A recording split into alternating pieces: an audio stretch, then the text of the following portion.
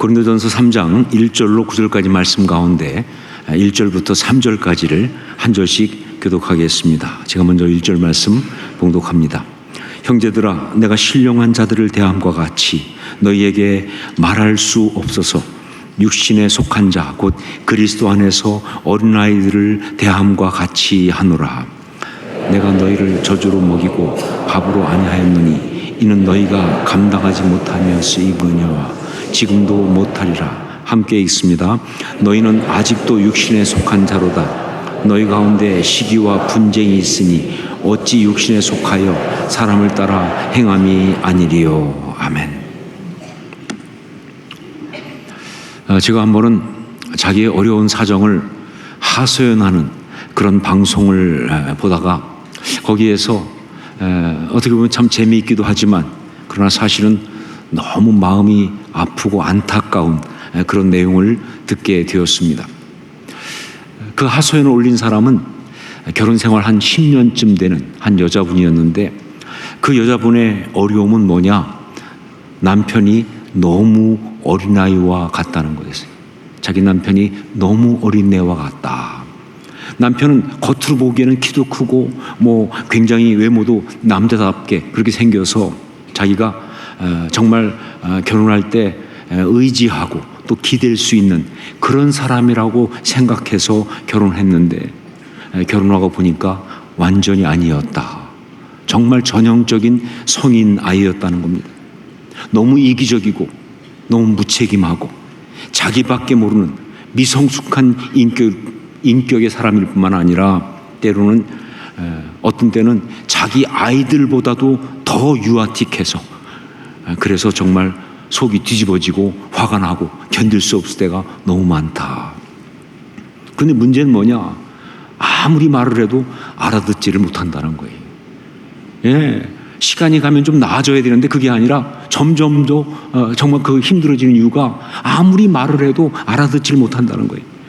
대학까지 나온 사람이지만 그러나 사람과의 관계에 대해서의 어떤 대화는 유치원보다도 못한, 자기가 볼 때는 거의 영유아 수준이어가지고 그래서 도대체 말이 안 통하는, 말해도 안 되는, 자기가 한 번은 너무 화가 나가지고 계속 얘기도 안 되고 그러니까 그래서 정말 너무 화가 났는데 마침 그때가 남편 생일 그때쯤이어가지고 자기가 정말 남편 생일 선물로 뭘 준비했느냐, 아가들한테 주는 쪽쪽이를 준비했었다는 거예요.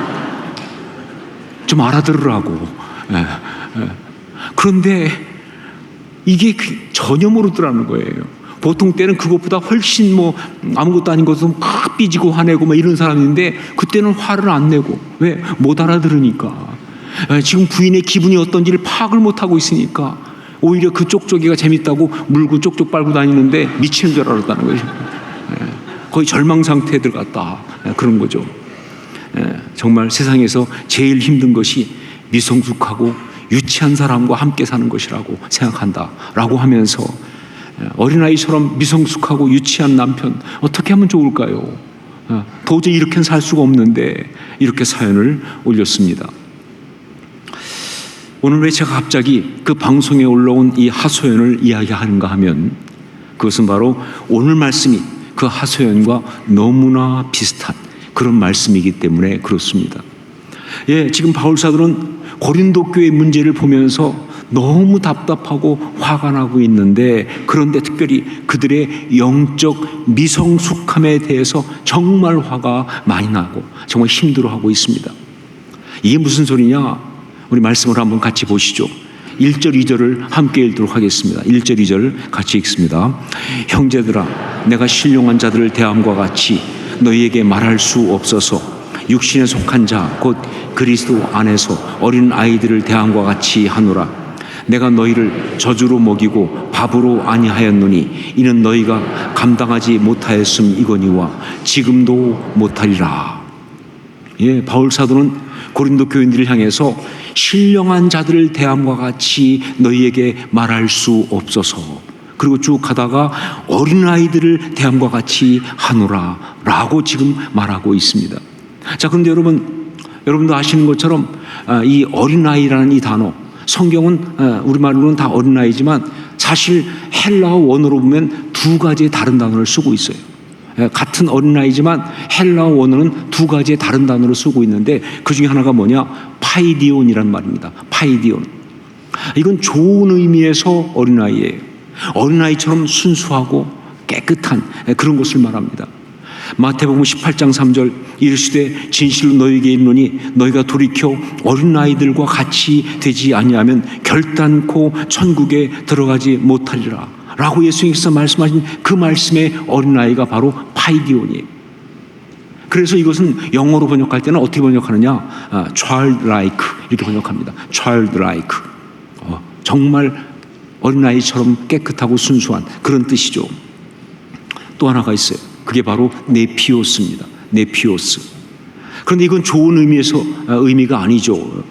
영어로 표현한다면 childish라고 하는 말로 표현할 수 있는 정말 유치하고 미성숙한 아주 그런 어린애 같은 그런 것을 말하는 것입니다.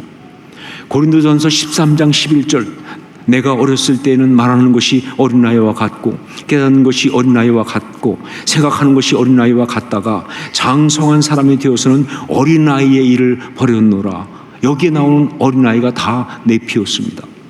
장성한 사람이 되어서는 반드시 버려야 되는 그 유치함, 바로 그것을 말하는 거예요. 자, 그런데 오늘 말씀에서 얘기한 어린아이들을 대함과 같이의 그 어린아이는 이 둘 중에 어떤 것이냐? 예, 바로 네피오스예요. 그렇기 때문에 그 앞에 신령한 자들 대함과 같이 너희에게 말할 수 없어서 하는 거기에 신령한 자들은요, 단지 그냥 영적인 것 혹은 영적인 어떤 그런 사람 그런 의미가 아니라 뒤에 있는 어린아이들 네피오스와 대비해서 바로 영적으로 성숙한 사람들 이렇게 번역하는 게 맞아요. 예, 영적으로 성숙한 사람들이란 뜻이에요. 그러니까 이 말씀은 무슨 얘기예요? 사도 바울이 지금 고린도 교인들에게 쪽쪽이를 보내고 있는 거예요. 조롱하고 있는 거예요, 사실은요.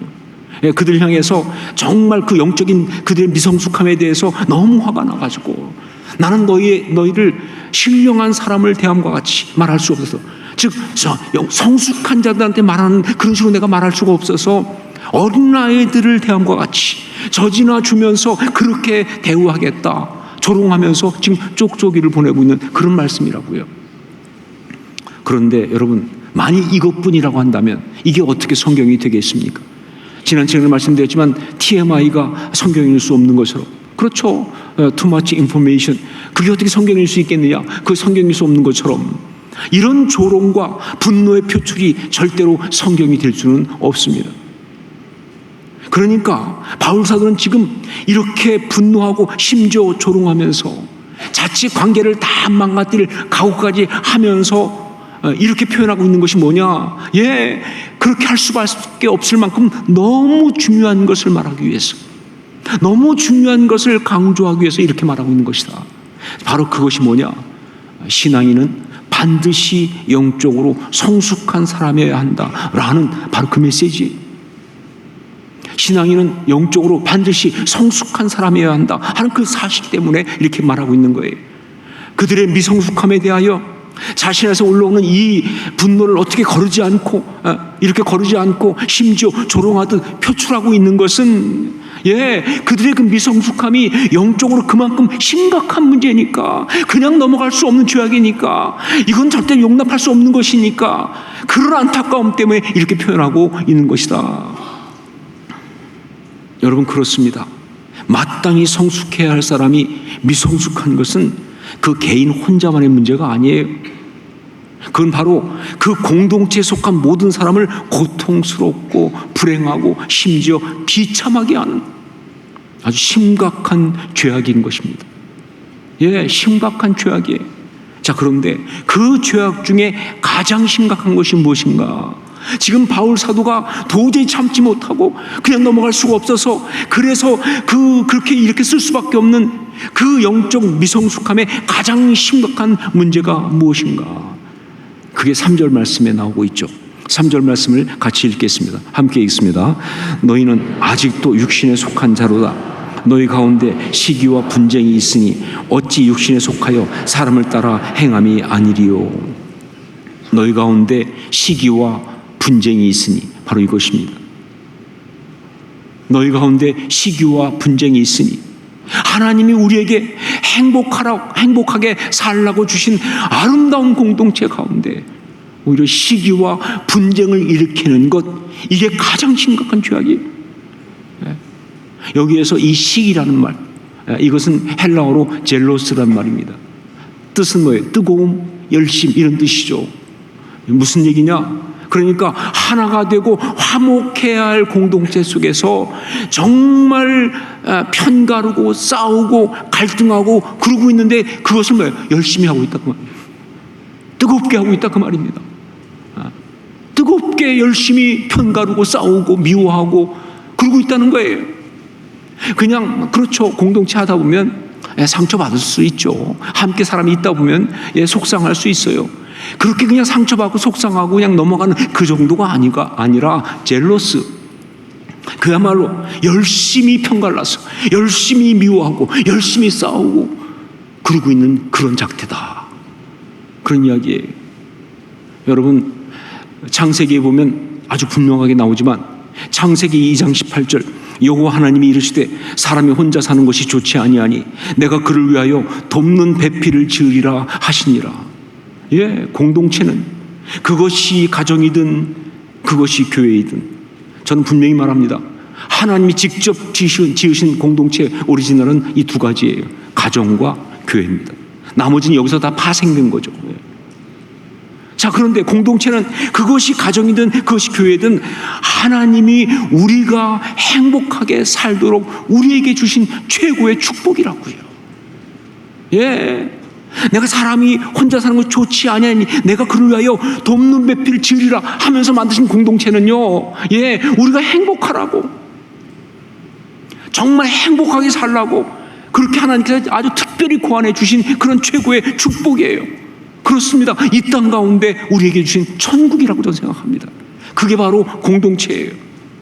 그러다 보니까 인간이 타락하면서 가장 먼저 데미지가 어디서 왔느냐? 여기 오는 거예요. 인간이 타락하면서 우리에게 임한 가장 심각한 죄의 역사, 그 공격은 다른 어떤 것보다 행복해야 할 공동체 가운데 시기와 분쟁이 있는 바로 그 안타까움이다 하는 것이죠. 보세요, 여러분. 창세기 3장 보세요. 에덴 동산 아닙니까? 근데 거기에 죄와 타락이 들어오는 순간 어떤 일이 일어났느냐? 가장 먼저 일어나는 것이 뭐예요?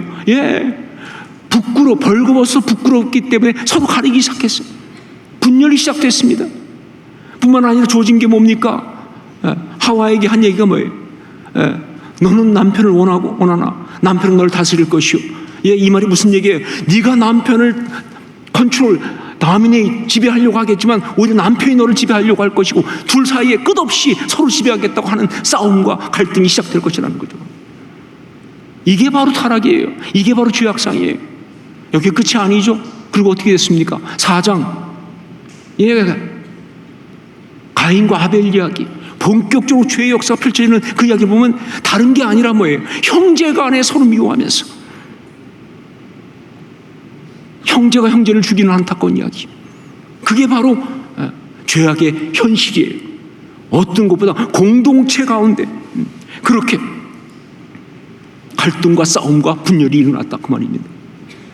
서로 사랑하라고, 그러면서 행복하라고, 그렇게 주신 공동체 속에서 행복한 것이 아니라 서로 시기하고 편가르고 그러면 공격하고 비난하고 미워하고 갈등하면서 그 천국을 지옥으로 만들어버리는 이 말도 안 되는 이야기, 이게 바로 죄악의 가장 심각한 문제라는 거죠. 제가 미국에서 목회할 때 한 여자 집사님이 몸이 아프셨는데 그 병명이 루푸스, 즉 자가 면역 질환이었습니다. 근데 저는 그때까지 그런 병이 있다는 걸 몰랐어요. 그래서 이게 뭐냐 그랬더니 그분이 하는 얘기가 자기의 면역세포가, 여러분 우리 안에 있는 면역세포는 뭡니까? 이거는 외부에서 세균이라든가 병균이라든가 어떤 그런 바이러스가 들어오면 그걸 잡는 거 아니에요. 그걸 못 죽이는 거 아니에요. 그런데 이 자기의 면역세포가 자기 몸에 있는 세포를, 뭐 장기를 구성하고 있거나 피부를 구성하고 있거나 자기 몸에 있는 세포를 외부의 적인 줄 알고 그걸 막 공격하는 거예요. 그런 질병이 바로 루푸스라는 거예요. 제가 그 얘기를 들으면서 너무 황당하고 너무 의아스럽더라고요. 어떻게 그럴 수가 있나. 그래서 제가 그랬어요. 아니, 그놈이 미쳤나? 아니, 어떻게 외부의 적과 자기가 지켜야 될 자기 몸을 구분 못하고 자기 몸을 막 공격해가지고 스스로 죽일 수 있냐고. 그랬더니 그 집사님이 그러더라고요. 그러게요. 그러면서 그러니까 질병이죠. 시스템이 깨졌잖아요. 그러니까 질병이죠. 그러면서 웃으시는데 그 표정이 너무 답답하고 안타까운 그런 표정이었습니다. 자, 그런데 그 뒤에 가만히 생각해 보니까 이 루푸스가 몸에만 있는 것이 아니더라 하는 거죠. 예, 우리 공동체 가운데 정말 만연하고 있다는 사실을 발견했어요. 정말 공동체 가운데 있는 가장 심각한 질병, 어떤 죄의 모습, 이게 바로 루푸스 아니냐. 적과 자기의 지체를 구분 못하고 자기가 지켜줘야 될 그 지체를 마구 공격하면서 공동체를 지옥으로 만들고 그러면서 스스로를 죽이는 이 안타까운 이야기 얼마나 많이 일어나고 있습니까? 예, 공동체 가운데 있는 이 시기와 분쟁은 이 루푸스보다도 훨씬 더 심각한 질병이에요. 하나님의 축복을 저주로 바꿔버리는, 예, 분명히 말합니다. 죄악이다. 이건 죄악이다. 그런데 이런 시기와 분쟁이 어떻게 온다? 다른 것이 아니라 영적인 미성숙에서 온다는 거죠. 예, 그렇습니다. 하나님의 공동체라면 그게 가정이든 그게 교회든 그 공동체 안의 시기와 분쟁은요, 어떻게 말해도 한 가지 때문에 오는 거예요. 영적인 미성숙 때문에.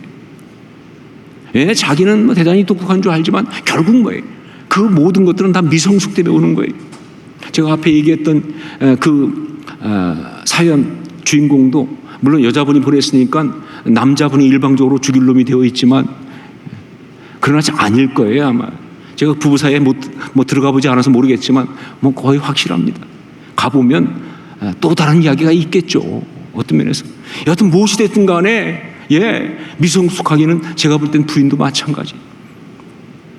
모든 그런 가정 내의 갈등들 보면요, 예, 뭐 한쪽이 일방적으로 잘못하는 거 없어요. 그러면 다 해결되죠, 금방. 거의 대부분 그런 갈등과 그런 싸움들의 이유를 보면요, 예, 49% 대 51%야. 아주 많이 잘못한 사람이 51%, 아주 정말 잘못 안 하는 사람이 49%야.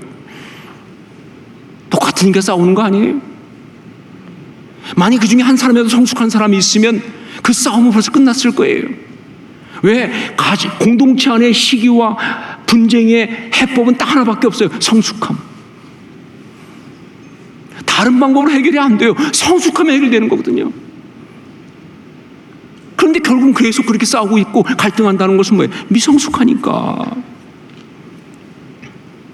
예, 모든 갈등과 시기와 분쟁은 미성숙에 오는 거고요. 그렇기 때문에 이 성도의 미성숙은 정말 심각한 영적인 문제이고 죄악이다 하는 거죠. 자, 그러면 영적으로 미성숙한 것이 무엇이기에 공동체 가운데 시기와 분쟁을 가져오는가? 우리 1절 말씀을 다시 한번 읽겠습니다. 1절 같이 읽습니다.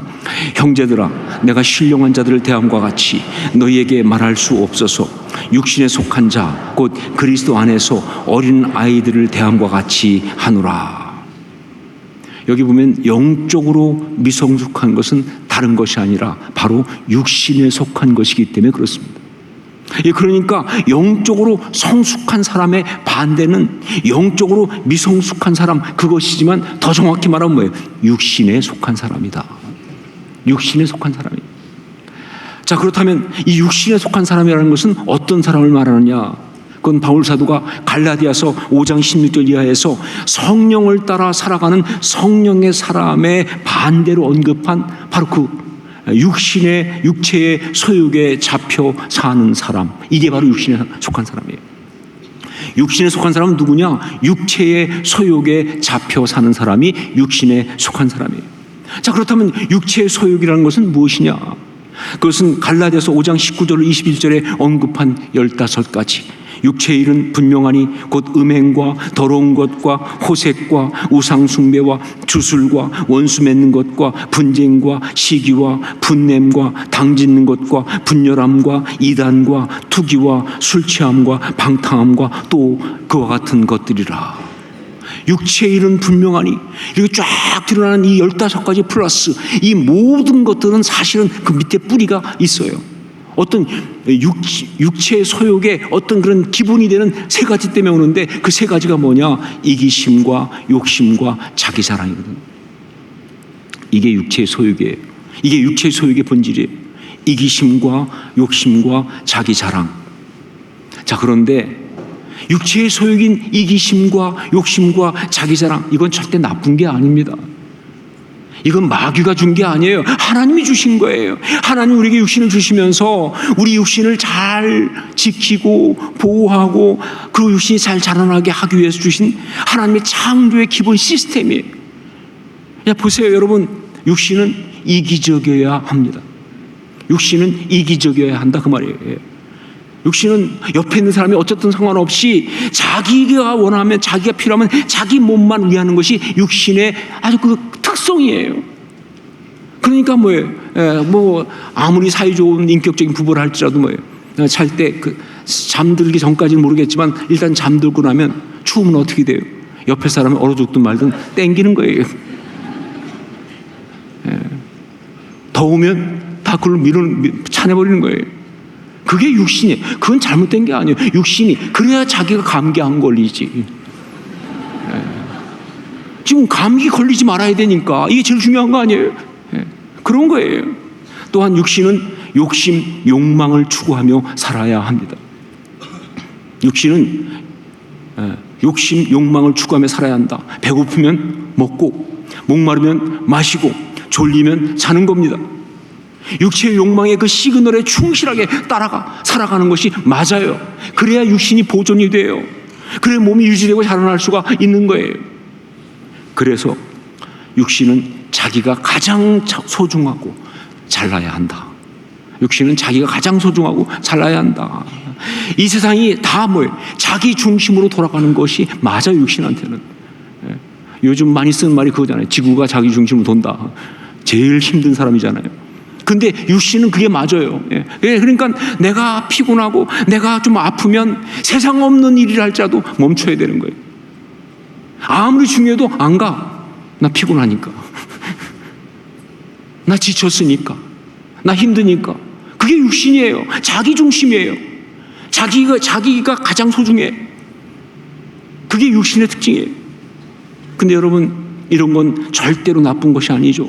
다시 말하지만 이건 절대 나쁜 것이 아니다. 이 모든 것은 하나님이 우리의 육체를 위해서 직접 만들어주신 하나님의 창조의 시스템이에요. 그래서 어린아이는 이 육체의 소욕에 충실하게 살아가는 거예요. 왜? 어린아이는 뭐예요? 이제 그 육체가 자라나야 하니까 그 어린아이한테 가장 중요한 것이 육체가 자라나는 것이기 때문에 이 어린아이는 육체의 소욕에 충실하게 하는, 그래서 그냥 졸리면 자고 배고프면 먹고 아무든지 하여간 자기 중심으로 말이죠. 뭐 세상 없이 부모님이라 할지라도 자기 그냥 불편하면 막 울어대고, 그 애한테 너 이럴 수 있니? 내가 너한테 해준 게 얼마니? 이런 얘기하는 부모는 뭘 모르는 거예요. 그게 어린아이거든요. 육체의 소욕에 충실하게 살아가는, 그게 어린아이란 뜻이에요. 자, 그런데 여러분, 우리가 아는 것처럼 인간은 육체로만 되어 있지 않습니다. 그 육체에 하나님의 영이 부어지면서 진정한 인간이 된 거예요. 성경 말 그대로 뭐예요? 생명이 된지라. 그렇죠? 리빙 빙. 그게 바로 하나님의 형상이죠. 자, 그렇기 때문에 인간은 반드시 성장을 해야 합니다. 이 성장을 한다는 것은 몸이 큰 걸 말하는 게 아니에요. 바로 그 육체라고 하는 그 레벨, 그 수준에서 뭐예요? 이제 수준이 달라지기 시작해야 되는 거예요. 내면과 영적인 것까지 수준이 달라지는 거예요. 이게 성장이에요. 이게 진짜 성장이에요. 이걸 영적 성숙 이렇게 말하는 것이죠.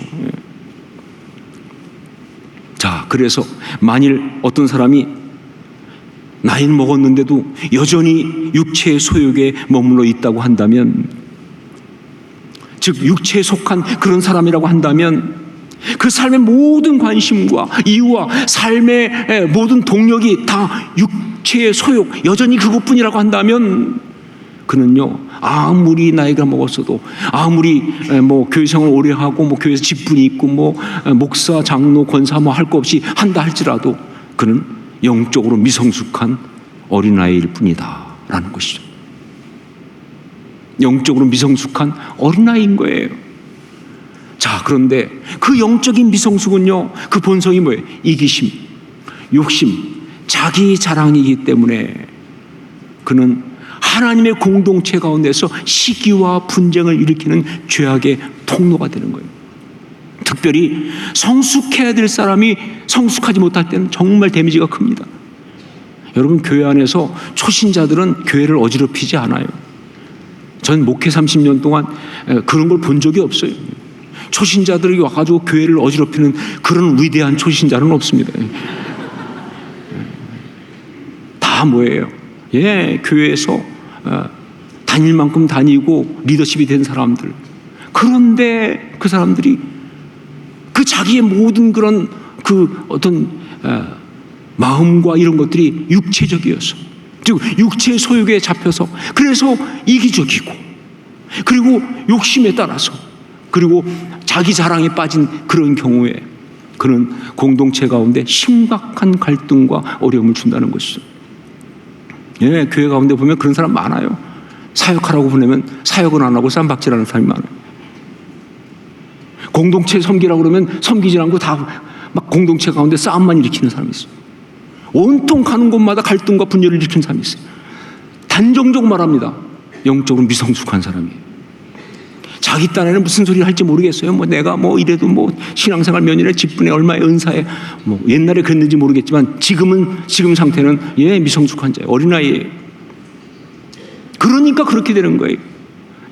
영적인 미성숙한 사람, 어린아이들은요, 그래서 절대로 다른 건 어떨지 모르겠지만 절대로 하나님의 공동체를 아름답게 섬길 수가 없어요. 그러다 보니까 바울 사도는 갈라디아서 5장 19절로 21절에서 육체의 일은 분명하다라고 하면서 15가지의 육체의 소욕으로 살아가는 모습을 쭉 열거하고 마지막에 이렇게 말합니다. 전에 너희에게 경계한 것 같이 경계하노니 이런 일을 하는 자들은 하나님의 나라를 유업으로 받지 못할 것이요. 아주 강력하죠. 아주 단호합니다. 이런 일을 하는 자들은, 즉 육체의 소욕에 잡혀있는 자들은 하나님의 나라를 유업으로 받지 못할 것이요. 그렇게 이야기를 하고 있는 거예요. 오늘 말씀에 바울 사도는 고린도 교인들의 그 어린아이 같음으로, 그것 때문에 정말 그 영적인 미성숙과 어린아이 같은 그것 때문에 교회 공동체 안에 시기와 분쟁이 있는 것을 보면서 너무 분노하면서 그 분노의 감정을 거르지 않고 그대로 표출하면서, 그러면서 정말 중요한 메시지를 이야기하고 있죠. 그것이 바로 영적으로 성숙한 사람이 되어야 한다. 네가 그리스도인이라면 영적으로 성숙한 사람이 되어야 한다. 안 성숙해도 괜찮은 그리스도인은 있을 수가 없다는 거죠. 영적으로 성숙한 사람이 되어야 한다 하는 메시지를 강력하게 말하고 있습니다. 그리고 이것이 바로 오늘 성령께서 이 자리에 있는 모든 사람에게 주신 메시지예요. 우리는 영적으로 성숙한 사람이 되어야 한다 하는 것이죠. 자, 그런데 오늘 여기에서 우리가 마지막으로 또 하나 덧붙여서 들어야 될 메시지가 있습니다. 그렇다면 어떻게 영적으로 성숙한 사람이 될 것인가? 우리가 어떻게 영적으로 성숙한 사람이 될 것인가? 그 답은 말씀드렸죠. 영적으로 성숙한 사람이라는 것은 육체에 속한 사람이 아니어야 한다는 거예요. 자, 육체에 속한 사람이 아니어야 한다면 그건 무슨 얘기냐? 그렇습니다. 우리 주 예수 그리스도께서 친히 보여주신 그대로 십자가의 길을 따라가는 십자가 신앙, 바로 그것입니다. 십자가의 길을 따라가는 십자가 신앙. 여러분, 십자가 신앙은 특별 어떤 신비로운 이야기가 아니라 바로 영적으로 성숙한 믿음을 말합니다. 십자가 일을 따라가는 십자가 신앙. 자기 욕심과 자기 의를 날마다 십자가에 못 박고 여러분, 십자가는 자랑질하고 있는 게 아니잖아요. 거기 나를 못 박으라고 있는 것이죠. 자기 욕심과 자기 의를 날마다 십자가에 못 박고 하나님의 뜻에 따라 자기를 버리고 모두를 살리는 십자가 신앙. 여러분 아시잖아요. 예수 그리스도께서 마지막 십자가를 지면서 했던 그 기도, 나의 뜻대로 하지 마옵시고 아버지 뜻대로 하기 원합니다 하면서 모두를 살리기 위해서 자신을 드렸잖아요. 그게 십자가예요. 다른 얘기 있으면 말씀해 보세요, 여러분. 그게 십자가예요. 십자가 신앙은 바로 이런 것이다. 그런데 이것이 바로 뭐예요? 영적으로 성숙한 사람이 되는 유일한 비밀이죠. 여러분, 영적으로 성숙한 신앙의 사람들이 다 되실 수 있기를 주의 이름으로 축원합니다. 그러기 위하여 날마다 십자가 신앙으로 살아가십시오. 기도하겠습니다.